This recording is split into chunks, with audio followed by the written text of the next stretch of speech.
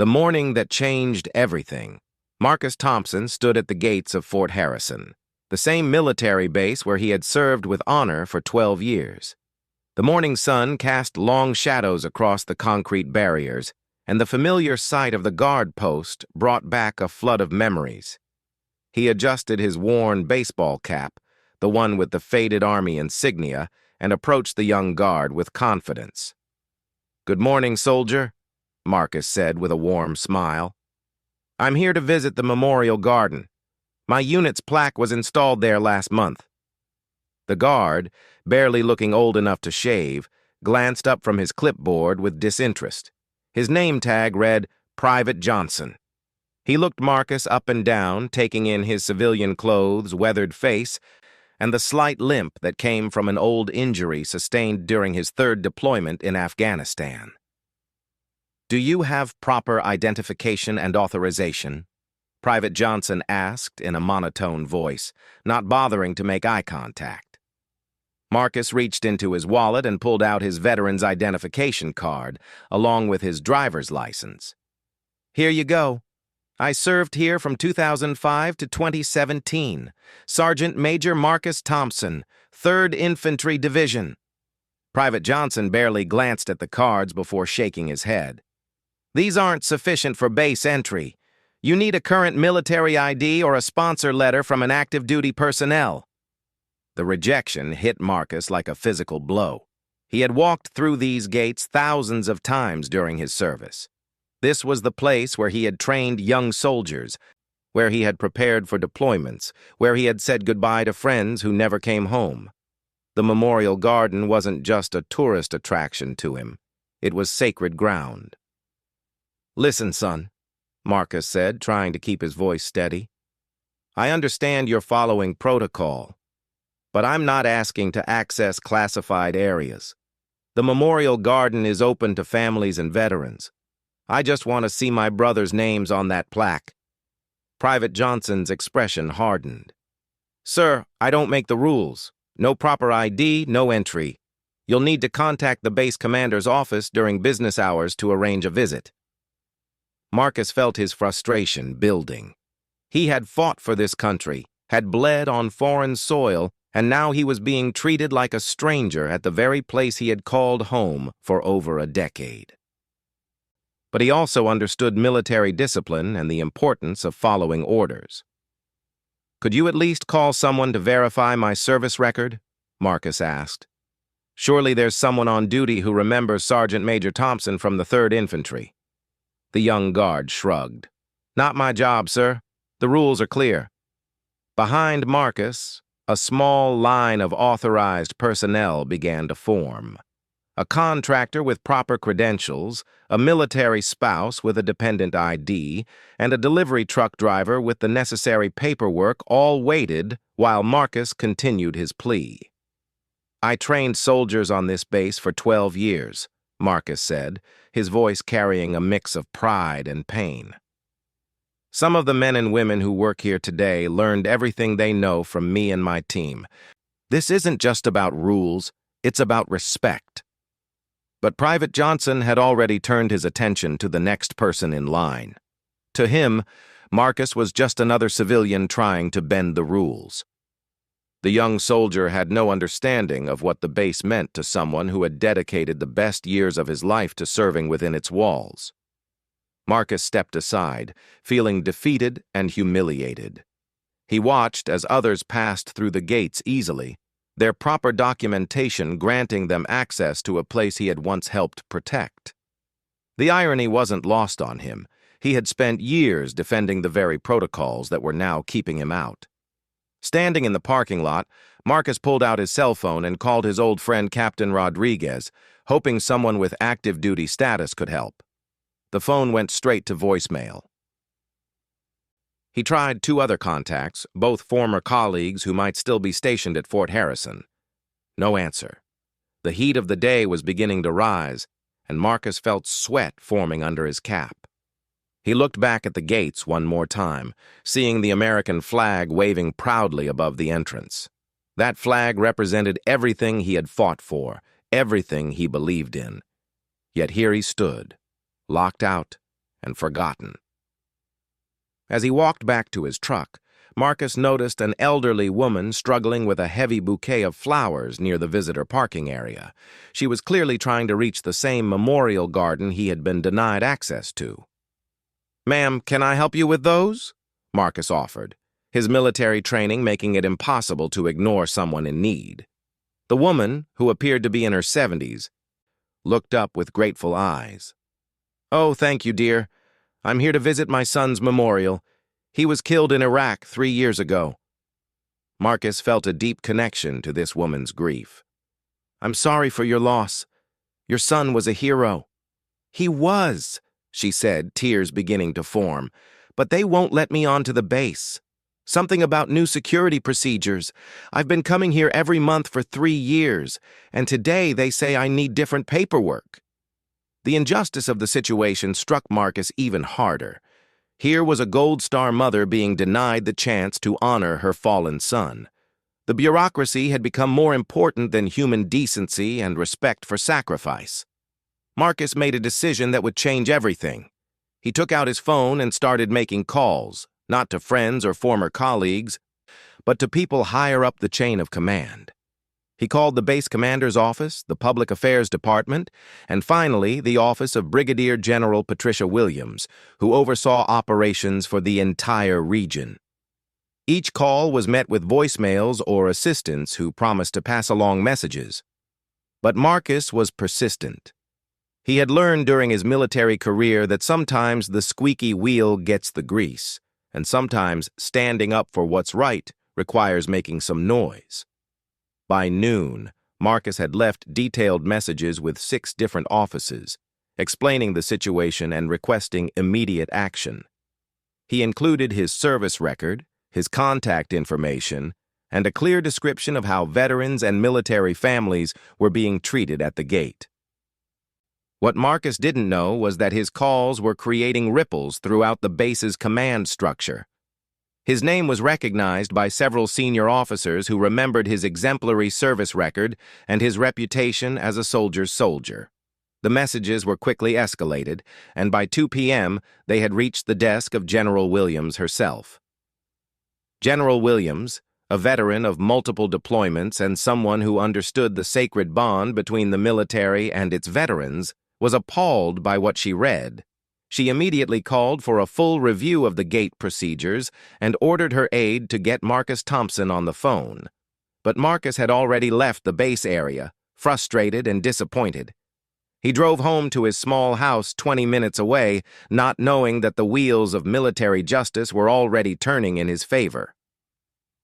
As he pulled into his driveway, Marcus couldn't shake the feeling of being abandoned by the very institution he had served so faithfully. The young guard's dismissive attitude played over and over in his mind. He wondered if this was how all veterans were treated now, if their service meant nothing once they hung up the uniform. Little did Marcus know that within hours, his quiet afternoon would be interrupted by an unexpected visit that would restore his faith in the military community and remind him that true leaders never forget those who served under their command. The stage was set for an encounter that would not only vindicate Marcus, but also serve as a powerful reminder that respect and honor should flow both ways in the military family. When leadership takes action. General Patricia Williams sat behind her mahogany desk, reviewing the incident reports that had crossed her desk that afternoon. As a 3-star general with over 25 years of service, she had seen many changes in military protocol and security procedures. However, the situation involving Marcus Thompson troubled her deeply. She picked up the phone and dialed the extension for the base gate commander. "Colonel Martinez, I need to see you in my office immediately, and bring the duty roster for this morning's gate security." Within 10 minutes, Colonel Martinez stood at attention in front of the general's desk. He was a competent officer, but like many middle managers, he sometimes focused more on following procedures than understanding their purpose. "Colonel, explain to me why a decorated veteran was denied entry to visit the memorial garden this morning," General Williams said. her voice carrying the authority of someone accustomed to getting straight answers. Colonel Martinez shifted uncomfortably. "Ma'am, the guard was following standard protocol. The individual in question didn't have proper current authorization." "The individual in question," the general repeated slowly, "is Sergeant Major Marcus Thompson. Are you familiar with that name?" The colonel's face went pale. Every officer at Fort Harrison knew the Thompson name. Marcus had been instrumental in training programs that had saved countless lives in Iraq and Afghanistan. His leadership development courses were still being used to train new sergeants. "Ma'am, I wasn't aware of his identity at the time," Colonel Martinez stammered. General Williams stood up and walked to the window overlooking the base. "Colonel, that's exactly the problem. We've created a system where following rules has become more important than understanding why those rules exist. Tell me, what is the purpose of the Memorial Garden?" "To honor fallen service members and provide a place for reflection and remembrance," the colonel replied. "And who should have access to that sacred space?" "The families of the fallen, veterans, and active duty personnel seeking to pay their respects." General Williams turned back to face him. "Yet this morning, both a decorated veteran and a Gold Star mother were turned away because they didn't have the right paperwork. Does that sound like we're fulfilling our mission?" The colonel remained silent, knowing there was no good answer to that question. "Here's what we're going to do," the general continued. "First, you're going to personally review our gate procedures with every guard on duty. Second, we're going to create a veteran access protocol that honors their service while maintaining security. Third, I want Sergeant Major Thompson's contact information." After Colonel Martinez left, General Williams called her aide, Captain Sarah Chen. "Captain, I need you to pull the service record for Marcus Thompson, and then I want you to arrange something special." Captain Chen, efficient as always, had the information within the hour. Marcus's record was impressive. 12 years of service, 3 combat deployments, numerous commendations for training excellence, and a reputation as a mentor to junior enlisted personnel. Most notably, he had been awarded the Bronze Star for actions that saved his entire unit during an ambush in Afghanistan. "General, Sergeant Major Thompson lives about 20 minutes from base. Should I call him to arrange a meeting?" Captain Chen asked. General Williams shook her head. "No, Captain. We're going to him. This requires a personal touch." The general's decision to visit Marcus personally was unprecedented. 3-star generals don't typically make house calls to address gate security issues. But General Williams understood something that many leaders forget. Sometimes the symbolic gesture matters more than the practical solution. She spent the next hour making calls to various department heads. The conversation with the Memorial Garden coordinator was particularly important. Marcus wasn't just seeking entry as any veteran. His unit's memorial plaque had been installed just last month, and he had been invited to the dedication ceremony but had been deployed overseas for his civilian job and couldn't attend. So he missed his own unit's memorial dedication, and now we're denying him the chance to see it, General Williams asked the coordinator. "Yes, ma'am. The plaque honors the 3 members of his unit who were killed in the 2016 ambush in Afghanistan. Sergeant Major Thompson was the one who pulled them to safety, though he couldn't save them." The general felt her anger rising. This wasn't just about protocol anymore. This was about a soldier being denied the chance to honor his fallen brothers, men he had tried desperately to save. General Williams made another call, this time to the base chaplain. "Chaplain Morrison, I need you to accompany me on a personal visit this afternoon. We have a situation that requires both military leadership and pastoral care." By 4 p.m., General Williams had assembled a small convoy. Her personal vehicle, driven by her security detail, would lead. Behind her would be Colonel Martinez, who needed to see firsthand how his policies affected real people. The chaplain would ride with them, and a staff car would follow with Captain Chen and two other officers who had served alongside Marcus during his time at Fort Harrison. The general also made one more important call, to the base's public affairs office. "I want a photographer with us, but this isn't for publicity. This is for documentation. If we're going to change how we treat our veterans, we need to remember why that change was necessary." As the convoy prepared to leave, word began spreading throughout the base. Senior officers who remembered Marcus started sharing stories. The base commander, Brigadier General Tom Rodriguez, decided to join the convoy personally. This had evolved from a simple apology visit to a full demonstration of military leadership acknowledging a wrong and making it right. The convoy route took them through the town where many military families lived. As they passed the local VFW hall, General Williams noticed several veterans sitting outside, probably sharing stories and supporting each other as veterans do. She made a mental note to ensure this incident became a learning opportunity for the entire command structure. Meanwhile, at his home, Marcus was unaware of the approaching convoy. He sat on his back porch, still frustrated by the morning's events. He had spent the afternoon researching civilian organizations that helped veterans navigate military bureaucracy, wondering if he needed legal assistance just to visit a memorial. His neighbor, Mrs. Patterson, had brought him a glass of iced tea and listened to his story. As a military wife for 30 years, she understood the deep connection between soldiers and their service. "Marcus, you've given so much to this country. Don't let one ignorant young soldier make you think your service doesn't matter." But Marcus was struggling with more than just the denial of entry. The incident had brought back memories of his transition from military to civilian life, the challenges of finding purpose outside the structure he had known for so long. Being treated like a stranger at the place he had called home felt like a rejection of everything he had been.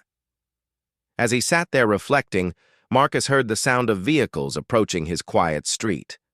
Multiple engines, moving in formation, sounds that were deeply familiar from his years of service.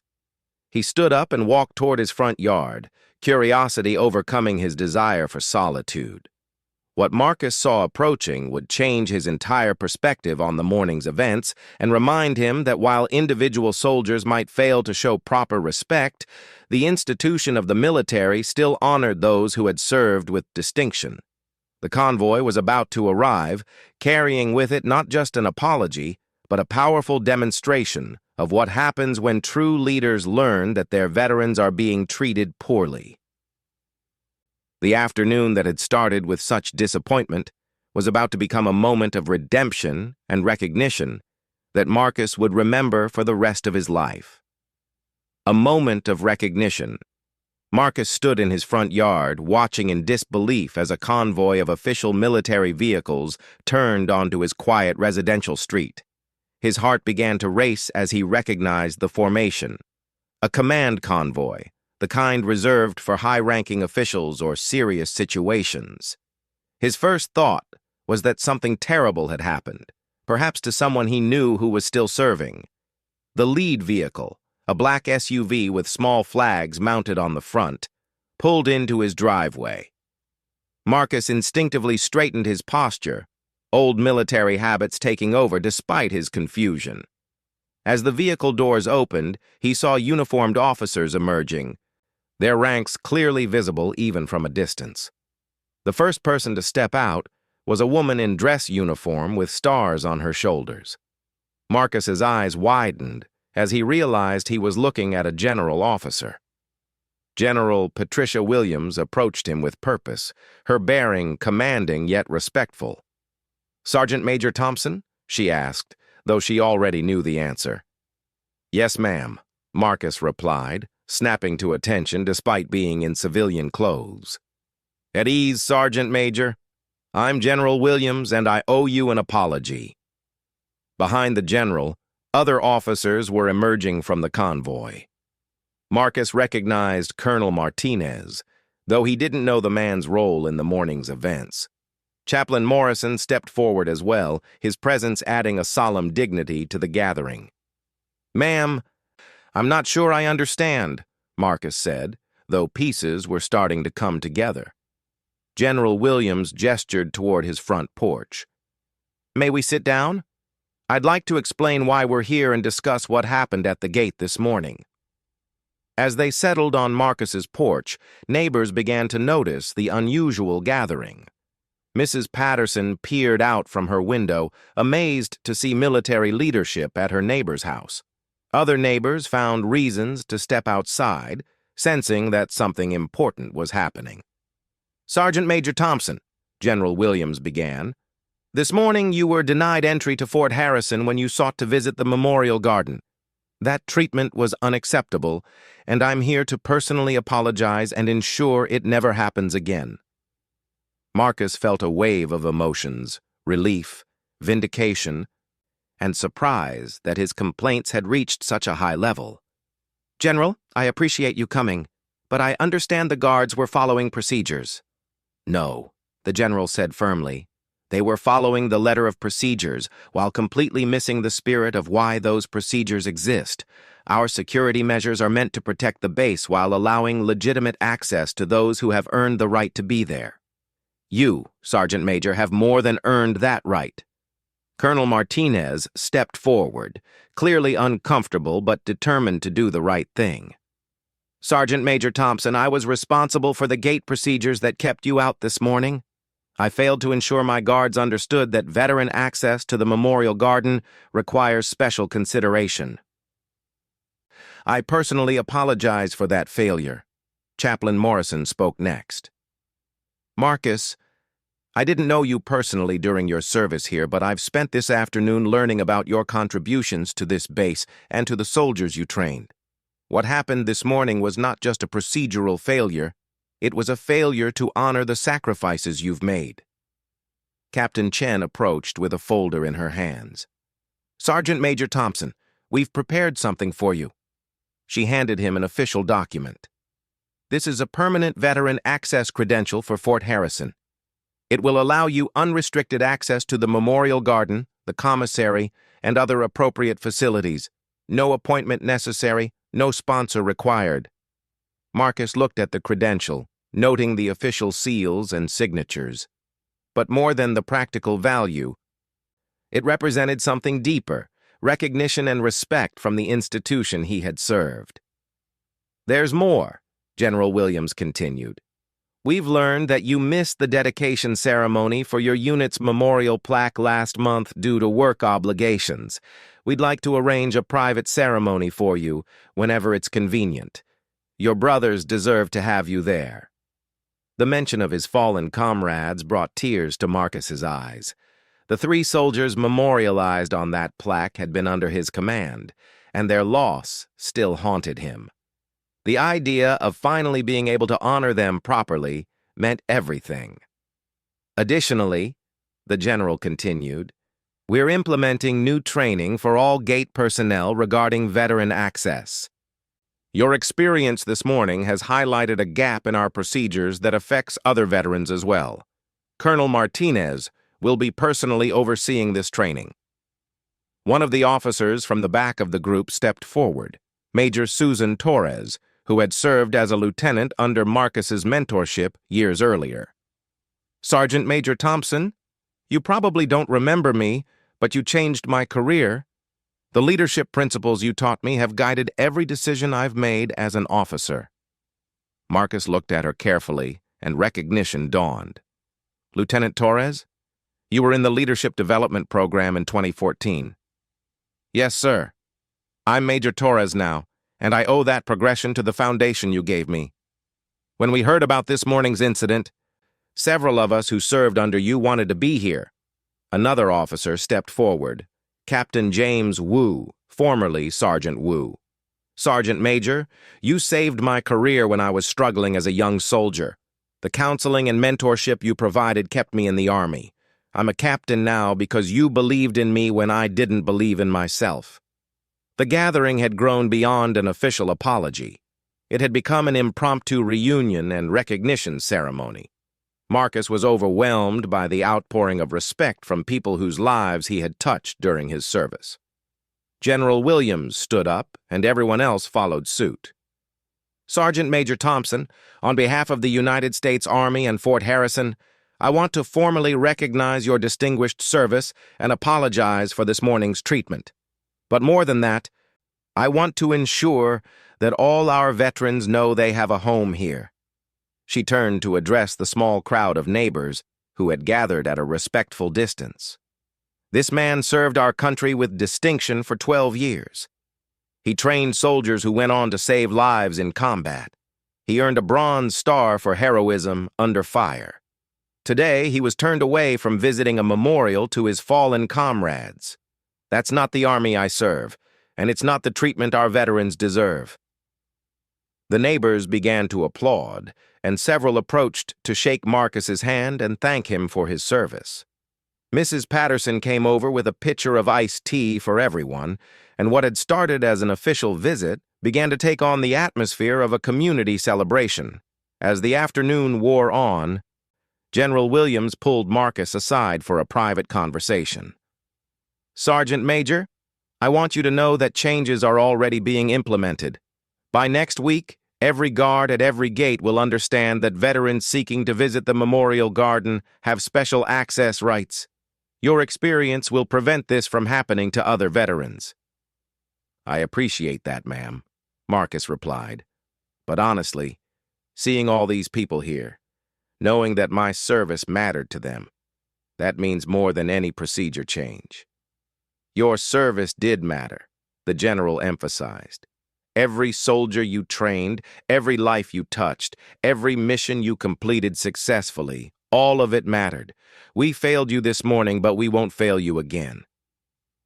As the convoy prepared to leave, arrangements were made for Marcus to return to the base the next day for his private memorial ceremony. Several of his former colleagues would attend, along with the Gold Star mother who had also been denied entry that morning. Her situation, too, had been resolved with a formal apology and permanent access credentials. Captain Chen handed Marcus a business card with direct contact information for the base commander's office. "If you ever encounter any issues accessing base services that veterans are entitled to, you call this number directly. No bureaucracy, no runaround." As the vehicles pulled away, Marcus stood in his driveway, still holding his new access credential and trying to process everything that had happened. The morning's humiliation had been transformed into an afternoon of honor and recognition. His phone buzzed with a text message from his old friend Captain Rodriguez, who had finally seen his missed calls. "Marcus, I just heard about this morning and this afternoon. Welcome home, brother. See you at the memorial tomorrow." That evening, Marcus called his daughter to tell her about the day's events. As he recounted the story, he realized that what had started as a painful reminder of being forgotten had become proof that true military values, honor, respect, and taking care of your own, still existed at the highest levels of leadership. The next morning, Marcus drove back to Fort Harrison, but this time he wasn't just a veteran seeking entry. He was a respected member of the military family, returning home to honor his fallen brothers with the dignity and ceremony they deserved. The young guard at the gate, who had been properly educated overnight about veteran access rights, saluted him as he passed through. Sometimes it takes a moment of failure to remind an institution of its highest values. Marcus Thompson's experience became a catalyst for positive change, ensuring that future veterans would be welcomed home with the respect they had earned through their service.